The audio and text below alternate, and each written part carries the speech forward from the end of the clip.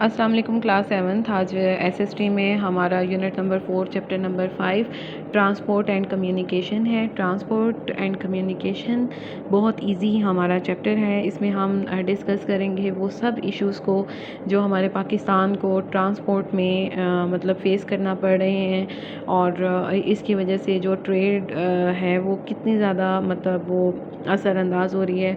पाकिस्तान की आबादी को कितने सारे मसाइल का सामना करना पड़ रहा है, उसके अबाउट हम पढ़ेंगे। ट्रांसपोर्ट एक्चुअली होती क्या है, यानी इसे कहा जाता है कि ट्रांसपोर्ट एक ऐसी चीज़ है जिसके ज़रिए हम एक जगह से दूसरी जगह पे मूव कर सकते हैं, यानी ज़राए आमदोरफ्त का सिस्टम जो है। और कम्युनिकेशन जो हमारे राब्ते हैं, ठीक है, उनको कहा जाता है। अगर हम अपने नोट्स वाले वर्ड्स मीनिंग पे आएँ तो नोट्स वाले वर्ड्स मीनिंग में आपको वर्ड्स मीनिंग दिए हुए हैं। डेंसली शदीद, कैटर फ्राहम करना, इन एडिकेट नाकाफ़ी, क्लोसल वसीओ अरीज़, ये अरीज़ वर्ड है, ये उसके ऊपर नुक्ता जो है उसको आप कट कर दें। वसीओ अरीज़, एम्प्लॉयमेंट रोज़गार, ये रोज़गार वर्ड है। मोबिलिटी गैर मुस्तकिल मिजाजी, थ्रस्ट आर पार करना, प्रायोरिटीज़ तरजीह, एग्जिस्टिंग ज़ाहिर होना, ट्रांजिशन एक जगह से दूसरी जगह, और पॉपुलेटेड आबादी वाले, मीगर हकीर, ये वर्ड हकीर है, ठीक है, इसको आप ठीक करेंगे। लैग रफ्तार में कमी, बूस्टेड हमायत करना, सस्टेनेबल बर्दाश्त करना, इक्विटी सच्चा या इंसाफ, ये इक्विटी के लिए वर्ड यूज़ होता है। ना का वर्ड काट दें आप। फ्राइट जहाज़ के ज़रिए सामान ले जाना, एडिकेटली मुनासिब, और लोकोमोटिव्स रेलगाड़ी का इंजन, ठीक है, ये इंजन वर्ड भी ठीक करें, रेलगाड़ी का इंजन, ठीक है। तो अब हम डिस्कस करेंगे ट्रांसपोर्ट एंड कम्युनिकेशन के अबाउट।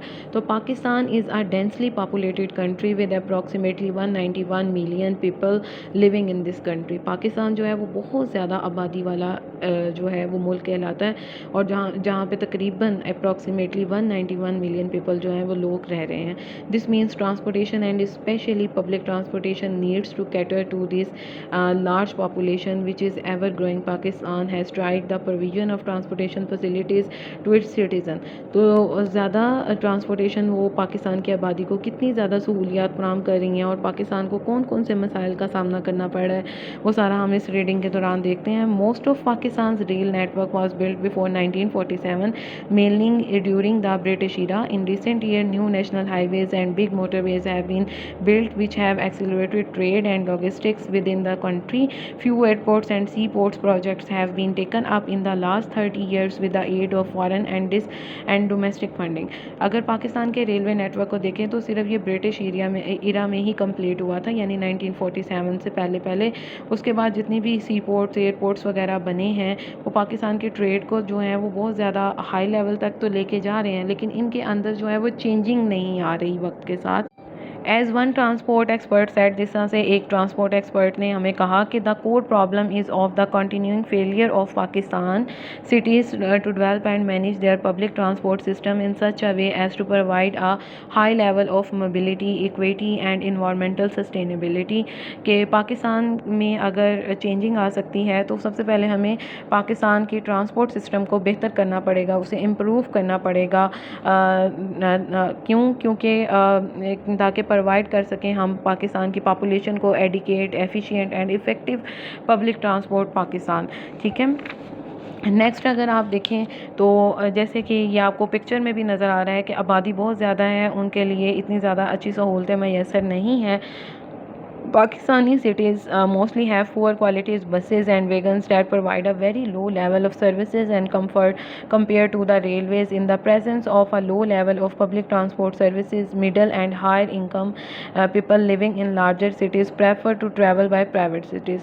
यानी जो लोग अफोर्ड कर सकते हैं, जिनकी इनकम जो है वो हायर है, वो अपनी प्राइवेट व्हीकल को ही जो है वो प्रेफर करते हैं, ठीक है। और जिनके पास इतने ज़्यादा रिसोर्सेज नहीं होते तो फिर वो इसी तरह से पब्लिक ट्रांसपोर्ट पे सफ़र करने के लिए मजबूर होते हैं, जिसकी वजह से देखें कि ये कितनी ज़्यादा ओवरलोडेड हो चुकी है, कितना नुकसान है, उसके अलावा कितना इससे प्रॉब्लम्स को फेस करना पड़ सकता है। Lack of investment in public transport and replacement of trams and trains with diesel buses have reduce the demand for public transport. ज़्यादातर इन्हीं प्रॉब्लम्स की वजह से जो पब्लिक ट्रांसपोर्ट की डिमांड है उसमें कमी आती जा रही है। ये सारा चैप्टर जो है ये इसी के अबाउट है कि हमें पाकिस्तान के ट्रांसपोर्ट को इम्प्रूव करने के लिए क्या क्या मतलब करना चाहिए और कौन कौन से फैक्टर्स हैं जो पाकिस्तान के ट्रांसपोर्ट को इम्प्रूव कर सकते हैं और लोगों की आसानी के लिए क्या हो सकता है। तो आज हमारा एसएसटी का जो है वो कंप्लीट हो चुका है। ये लास्ट हमारा चैप्टर था। इसी लास्ट चैप्टर में मैंने आपके साथ डिस्कस करना था जो हमारा प्रीवियस जो चैप्टर गुज़रा जो इंडस्ट्री के अबाउट था, उसमें जीडीपी वर्ड यूज़ हुआ था। तो ओके, जीडीपी को हम डिस्कस कर रहे थे कि जीडीपी क्या होता है। तो जीडीपी जो होता है, जीडीपी एक्चुअली ये फुल फॉर्म है ग्रॉस डोमेस्टिक प्रोडक्शन की। ग्रॉस डोमेस्टिक प्रोडक्शन क्या होती है, यानी जो किसी भी एक मुल्क एक साल में जो भी चीज़ें बनाता है, ये उसके अबाउट होती है कि एक मुल्क की फैक्ट्रीज़, इंडस्ट्रीज़ जो भी सामान तैयार करती हैं, तो उससे मतलब उनकी एक मुल्क की इकॉनमी देखने के लिए, एक मुल्क की इकॉनमी में कितना ज़्यादा इजाफा होता है वो जीडीपी में आता है। ठीक है, जीडीपी से शो होता है। मिसाल के तौर पर हम मार्केट में अगर जाते हैं तो मार्केट में जब हम घर के लिए 1000 रुपये की चीज़ को ख़रीदते हैं तो ये 1000 रुपया हमारे जीडीपी में शामिल हो जाता है, मुल्क के जीडीपी में चला जाता है। और दूसरी एग्जांपल ये है कि जब हम शोरूम जाते हैं, शोरूम से एक 8 लाख की गाड़ी, बिल्कुल न्यू गाड़ी ख़रीदते हैं, तो ये 8 लाख रुपये जीडीपी में शामिल हो जाते हैं। इसी की निस्बत अगर हम सेकेंड हैंड गाड़ी ख़रीदेंगे तो वो हमारे जीडीपी में शामिल नहीं होगा, बल्कि वो गाड़ी जब न्यू ख़रीदी गई थी वो उसी साल जीडीपी में शामिल होती है। जीडीपी में हमेशा नई चीज़ें जो हैं वो ऐड होती हैं। बच्चों को इसका कॉन्सेप्ट क्लियर नहीं था, सो मैंने सोचा कि ये जीडीपी को मैं एक्सप्लेन कर दूं अपने आसान वर्ड्स में। ठीक है, थैंक यू।